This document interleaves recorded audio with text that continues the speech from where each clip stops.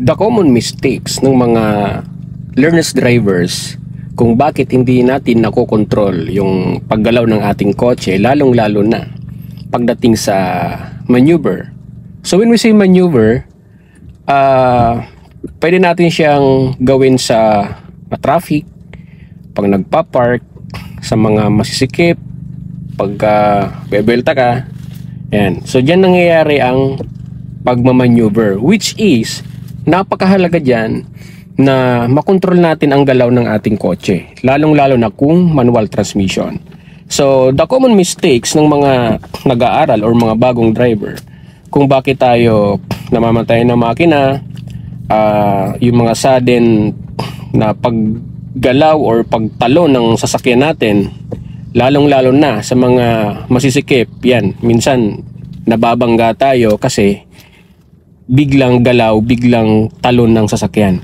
So walang ibang nangyayari dyan mga kaibigan, kundi improper ang footwork pagdating sa clutch pedal.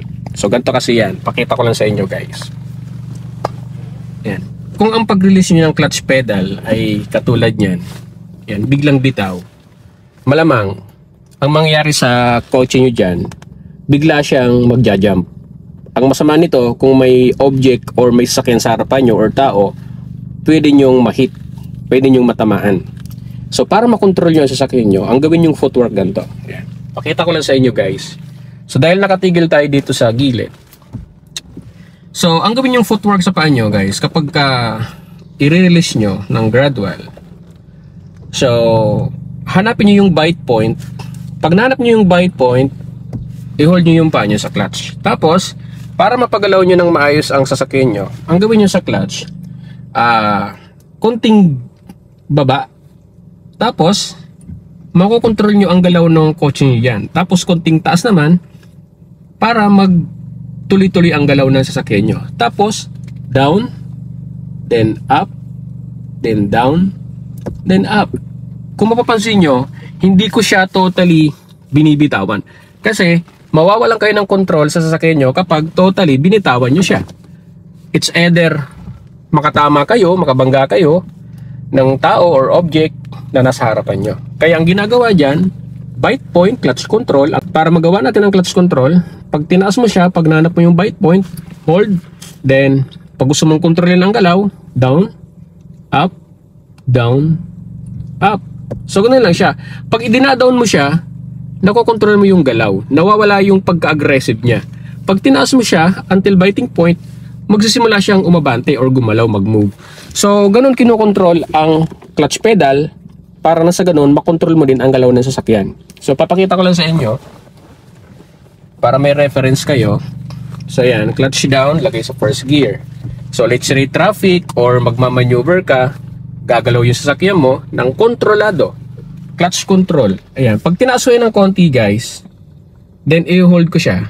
Ayan. Gumagalaw na yung kotse natin. Ayan. Gumagalaw siya. Pag nilubog ko yung clutch ko, gumagalaw pa rin siya. Kaya lang nawawala yung pagka-aggressive niya. Pero mabagal siya. Kaya ang gagawin nyo, para mas makontrol nyo yung paa nyo, dapat naka-abang din sa brake pedal. Pwede kayong gumamit ng brake pedal, basta't yung clutch nyo, nakababa na siya. Ayan, kung papagalawin nyo naman ulit yung sasakyan nyo, alis ng paa sa brake, tapos pwede nyo gawin yung up, hold, then down, then up, ayan, then down. So ang galaw ng kotse nyo, kontrolado nyo guys. Ayan. So malamang, ito ay nangyayari kapag gusto nyo mag-maneuver, kapag kayo ay magpa-park, kapag masisikip, kapag mga likuan, diyan nangyayari ang clutch control. Kaya napakahalaga ang bite point at nakokontrol nyo siya ng gradual. Doon nangyayari ang paggalaw ng sasakyan, kontrolado, as in crawling talaga siya. So kaya aralin nyo ang clutch control, yung totally hindi siya binibitawan. And take note mga kaibigan, iyan ay ginagawa lang sa first gear or reverse. So meaning, nandun kayo sa sitwasyon ng pagmamaneuver or pagmamaneobra. Doon lamang natin gagawin ang clutch control. So hopefully nakatulong po sa inyo ang video na to, especially doon sa mga new drivers, sa mga learners drivers, sa mga nahihirapan mag-control sa manual transmission. That's it!